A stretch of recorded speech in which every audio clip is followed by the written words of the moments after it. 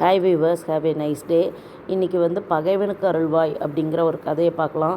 ஒரு ஊரில் ஒருத்தர் என்ன பண்ணுவாராம், ஒரு கழுகு பிடிச்சி அதை ரெக்கையெல்லாம் வெட்டிட்டு அதை கூண்டுக்குள்ளே வச்சு வளர்த்துட்ருப்பாராம். அதை பார்த்த பக்கத்து வீட்டுக்காரர் காசு கொடுத்து வாங்கி அதுக்கு ரெக்கையை வளர விட்டு அப்புறம் பறக்க விடுவாராம்.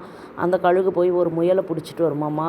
அதை பிடிச்சிட்டு போய் அந்த வளர்த்தவர்கிட்ட காமிக்கலாம் அப்படின்னு போகும்போது நரி பார்க்குமா. நரி நீ வளர்த்தவங்களுக்கு கொடுக்கறதுனால ஒரு பிரயோஜனமும் இல்லை, அதுக்கு பதிலாக அந்த ஒரு ரெக்கையை வெட்டினாங்களா அவங்கக்கிட்ட போய் காமிச்சினாக்க, ஓ இவ்வளோ அழகாக இருக்கிற இறகை நாம் வெட்டிட்டோமே அப்படின்னு அவர் வருத்தப்படுவார்.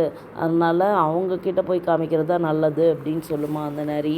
அந்த கழுகும் சரின்னு சொல்லிட்டு அந்த ரெக்கையை வெட்டி விட்டவர்கிட்ட போகுமாமா.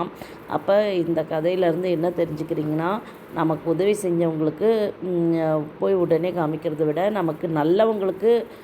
நமக்கு நல்லது செய்த நண்பர்களுக்கு திரும்ப நல்லது செய்து நட்பை வளர்த்து கொள்வதை காட்டிலும் நமது பகைவர்களுக்கு நல்லது செய்து அவர்களை நண்பர்களாக்கி கொள்வது கவனம் காட்ட வேண்டும். நமக்கு நல்லது செஞ்சு அவங்கள நாம் ஃப்ரெண்டாக வச்சுருக்கிறத விட நம்மளுடைய பகைவர்களுக்கு நல்லது செஞ்சு அவங்கக்கிட்ட நண்பர்களாக்கிட்டால் எல்லாருமே நண்பர்களாகிடுவாங்கள்ல அப்படிங்கிறது இதில் தெரிஞ்சுக்கலாம்.